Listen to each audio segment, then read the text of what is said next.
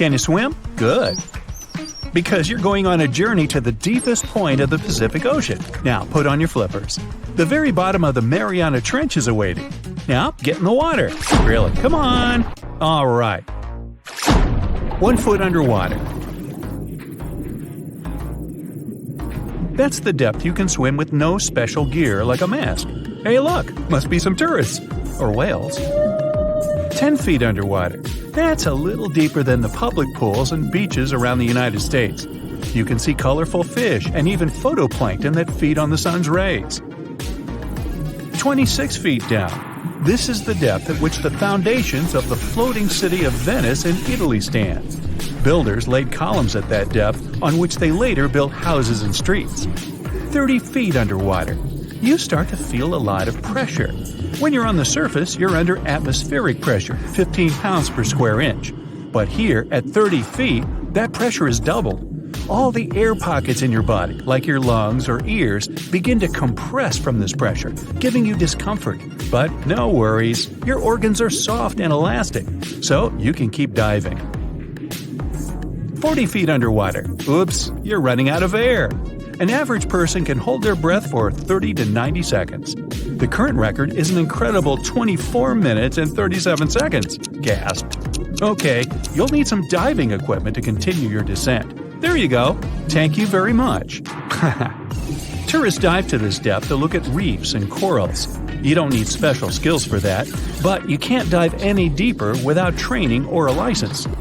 45 feet down. Be careful. There's sharks swimming here looking for food, like you. Sometimes tourists descend to this depth in a safe cage to see the sharks up close. You're better off staying away from these predators and not attracting their attention.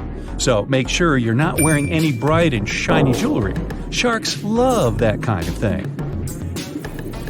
62 feet underwater. You could see the Aquarius Reef Base Lab in Florida at this depth, if you were in Florida.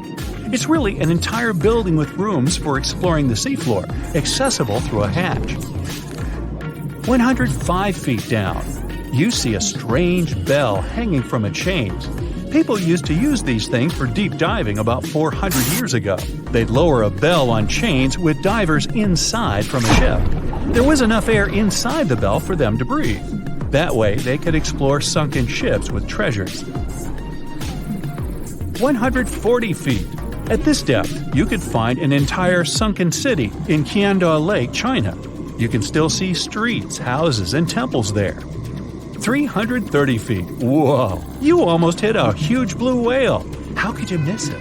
These guys, the size of 2 train cars, usually dive to that depth. Shh!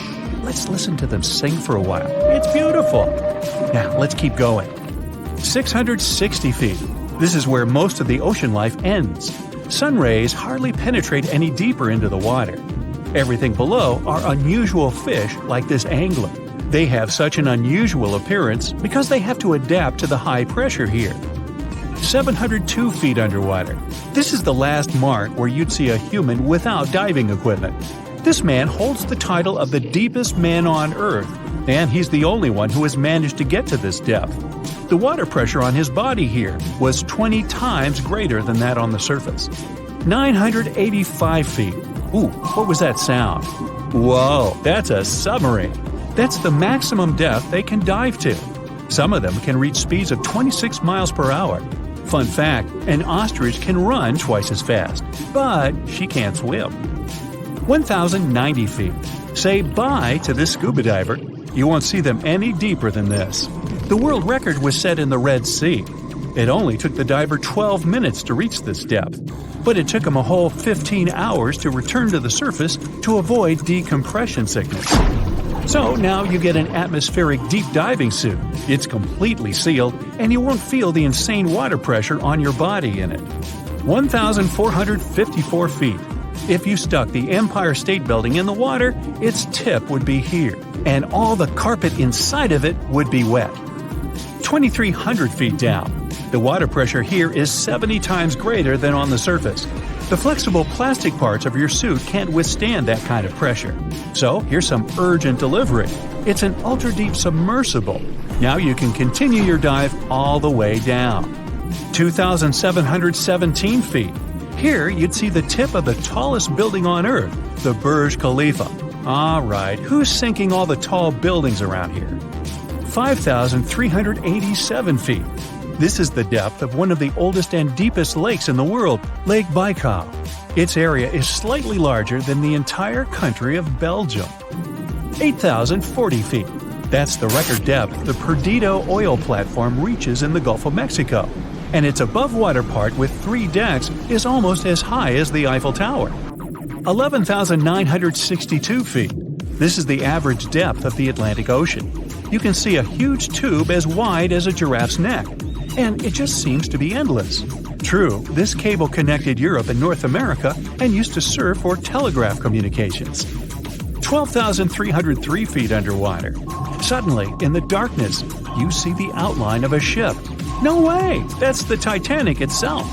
The intense water pressure would crush a person at this depth, so you can only dive down to the Titanic in a submarine. 13,123 feet. Whoa! Here would be the end of the deepest mine in the world, Imponen Gold Mine in Africa. But you still have deeper places to go. Let's speed up. 20,000 feet. Here you can see the deepest debris of an old ship. The USS Johnson sank more than 70 years ago. You can still clearly see the number 557 on its bow. 26,200 feet. Here, in this total darkness, you'll find the deepest fish in the world, the Mariana snailfish. They're as long as a domestic kitten and have almost transparent skin. Their eyes are poorly developed for vision because the sunlight never reaches this deep. 29,030 feet. If you take Mount Everest, flip it over, and stick it into the Mariana Trench, this is exactly where you'd see its tip. Even though this is the highest point on our planet, you'd still have a lot deeper to go. 35,755 feet down. Here, in the Challenger Deep, you'd still see life. You'd need a microscope for that, though. Bacteria living here feed on organic molecules, similar to oil. A little deeper? Congrats! You've touched the bottom. It's 36,070 feet deep. The pressure here is 1,071 times higher than on the surface. But you're not the first person to have been here. One of the last expeditions to the bottom of the Mariana Trench was in 2012. An American filmmaker descended here in a submarine he designed himself.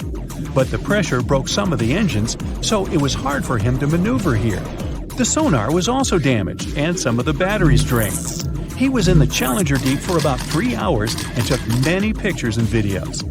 If you look closely at the bottom itself, you can see bubbles. It's carbon dioxide and liquid sulfur. It's freezing here because of the extreme pressure and temperature close to freezing. But there's still life here in these harsh conditions. The 3 microorganisms are most common here: xenophytophores, amphipods, and small sea cucumbers. There's so few of them because they don't have enough food down here. Usually, there's a lot of palm leaves on the ocean floor, which get there from the land. But the Mariana Trench is 124 miles from the nearest islands. So the only food here is old plankton and fish scales from the ocean's upper layers. But it needs to travel tens of thousands of feet to become food for the bottom dwellers. You work in a large nature reserve that's home to more than 1,000 species of animals. At night, you drive through the territory in a Jeep to see if everything's okay. Most of the animals are sleeping. Suddenly, you hear the monkeys screaming. They jump from branch to branch. A herd of horses runs out of the forest. They look worried too. You hear many animals crying. Looks like some unknown strange thing has woken up and horrified the whole reserve. You see a flash in the night sky. It's a meteorite, and it's flying right towards you. You get in the car, hit the gas, and drive away as far as possible. The space rock falls right in front of you and throws your vehicle to the side. You pass out. The fallen meteorite emits some strange yellow energy. You're inside an overturned car, unconscious. All the animals have calmed down. Thousands of them silently approach the meteorite. Its energy envelops you and all the animals around. The more energy comes out, the smaller the space stone becomes. By the morning, the meteorite dissolves in the air. It has absorbed the animal powers and passed them on to you. You wake up in the grass near the car, surrounded by several people. These are the reserve employees and some guys in black suits. They study the crater in the ground and ask you what happened. You tell them about the meteorite, and they order you to go with them. One of them grabs you tightly by the shoulder. You don't like it, and you want to break out. Two men in black are holding you. You get angry and feel your muscles increase, and your skin becomes covered with fur. You quickly push the men away and roar. Your nails have turned into claws. You've received a bear's powers. Now you're just as strong and fierce. Agents in black are following you. You run away into the forest. You want to be faster and feel your spine changing its shape. Now you're running very fast on all fours. You've got the power of a cheetah, the fastest animal on Earth. You're hiding in the forest. The agents are far behind you. You hear a helicopter from above. It shines a bright spotlight beam. Oh no, they've noticed you. Agents use a megaphone to ask you to stop, but you know what awaits you. Labs, experiments, life in a cage. You've seen a lot of movies about it, so you won't just give up. You run out of the forest. They release darts at you. You quickly run to a large lake and dive inside. Webbing has grown on your arms and legs. Your feet are like flippers. Your legs fuse into one big tail, and you are now a walrus. You quickly swim across the lake and come ashore on the other side. Several cars and motorcycles are circling the lake to catch up with you. There's another forest ahead, but this time it's too dense. There's not enough space to develop great speed, but you can get the strength of a monkey. Your hands get longer and your fingers become stronger. You jump up a tree, climb to the top, and inspect the reserve. You need to go south and get to a small town to eat and drink. After a couple of hours, you reach the reserve's border. Now you have to jump over a high fence. Your legs are getting strong. You jump like a kangaroo, but it's not high enough. You fall to the ground. The helicopter catches up to you. You get lizard powers. You get sticky scales on your palms. You quickly climb the concrete wall and jump to the other side. You find yourself in the tall grass. Agents are coming to you from all sides. You're thinking about a snake. Your arms and legs fuse with your body. Now you can crawl. You pass all the people and find yourself on the road. You see a car in the distance. Raise your hand and ask it to stop. Oh no, it's the agent's vehicle. They surround you. The searchlight from the helicopter is shining right on you. You have nowhere to go. But you don't really have to go. Your clothes tear on your back. Huge wings grow out of your shoulder blades. You rise into the air. It's pretty cold here, but the feathers on your body protect you from the wind. Great, you can fly. It's incredible. Ouch! You feel like someone has pinched you from behind. It's a dart. They got you. You want to sleep and fly down. You make a hard landing near a small wooden house. Agents are running after you. You get the powers of another animal and pass out. People in black are searching the house territory, but can't find you. Maybe the dart with the sleeping pill didn't work on you? After a few minutes, they leave. Meanwhile, you're sleeping peacefully against the wall of the house. At the last second, you managed to get chameleon powers. You merged with the wall and became invisible. You sleep for a couple more hours. The dawn breaks. A rusty rover pulls into the yard. Some old man and a dog come out of there. It runs up to you and starts licking your face. The old man realizes that there's an invisible person in front of him. You come to your senses and tell the old man what happened to you. The first thing you feel is some heaviness around your body, as if you're sleeping under a soft but weighted blanket. It feels nice, and you're too lazy to do anything. Fortunately, you gather enough strength to move the blanket. You open your eyes, and it's weird. You're surrounded by some blue glow. You want to rub your eyes and discover that you have tentacles instead of hands. How about skipping the part where you're terrified and can't believe you've turned into the Kraken? After a couple of days of existential horror, panic, and total madness, you finally calm down. Now, let's figure out what it's like to be the most terrifying ocean monster. So, that heavy blanket is water pressure. It's colossal at the depth where you're hiding. Few living beings can withstand it. Take a passenger car down there, and it will burst apart under the heavy weight of the water. But you're the Kraken. You're more powerful than any car. Your body doesn't collapse in such conditions. Your thick elastic skin can withstand any pressure, and strong muscles allow you to move freely here. And here's the thing with the blue glow. You're so deep down that sunlight almost doesn't penetrate here. It's hard to tell where's up and down because of the water pressure. But fortunately, you have huge eyes that, like the lenses of a telescope, catch the light coming from the surface. An ordinary person can't see anything except darkness at this depth. But you have something like a night vision device built into your eyes, so you see this blue glow. There's almost nothing at this depth. It's only endless, heavy emptiness. You can see a few fish and several wrecks of sunken ships. The sea creatures you meet here are pretty unusual. These are anglers and all sorts of transparent squid. Come to think of it, giant squid are your only friends here, and you're like a king to them. In general, hanging out close to the ocean floor is pretty boring. You sleep and eat, that's all. It would be best if you swam higher to get more snacks. You rise, and the water around you becomes brighter.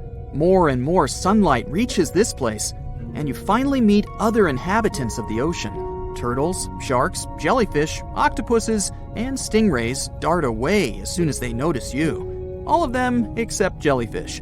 They don't care. You look for a place to eat and notice a shoal of fish. Great, here's lunch. After you've eaten, you stay there, scaring fish and dolphins just for fun. You like the way you can control your tentacles. You have 10 of them. It's impossible to put into words what you feel, but imagine that the fingers on your hands have become huge, like pool cues. And it's incredible. You can extend your tentacles to be as long as a passenger Boeing. Also, you have suction cups on them. You can grab anything so tightly that no creature will slip away from you. Thanks to the tentacles, you swim fast. First, you move them in different directions, then press them together, propelling yourself forward. Strong streams of water that you create push all the fish aside. You notice a blue whale. It's the largest mammal in the world. But next to you, it looks like a puppy. So, you swim, eat, scare fish and other marine creatures, and that's it. Your life is kind of boring. And how long will it last? 100 years? 1,000? You want to have some fun. So, you swim up to the surface and get almost blinded by bright sunlight. You try to get used to it. The water is quiet. There's no wind. You look around and notice a tiny dot ahead. Wow, it's a large wooden fishing ship with sails. Finally, you'll have some fun. You can't wait to see people and tell them about yourself. So you're happily swimming toward it. But if someone was watching you, you'd probably look pretty scary. You get stuck in a fishing net. It's thin, so you easily tear it apart and rise to the surface. The people on the deck are terrified. They scream and run in different directions. Hey guys, where are you going? I just want to hang out with you. They seem so small. Fishers throw harpoons and axes at you, but you don't feel any pain. You put one tentacle on the wooden deck and accidentally break it. The whole ship is fragile, like a matchbox. Okay, it's better not to touch it. You turn around and accidentally flip the ship over. All the people that were on board are now in the water. Fortunately, you have enough tentacles to save them all. You catch every fisher and see the horror in their eyes. Someone even faints. You put the ship back on the water and help the people return to the deck. Then you push the boat away and swim toward land. That's it for today. So hey, if you pacified your curiosity, then give the video a like and share it with your friends. Or if you want more, just click on these videos and stay on the bright side.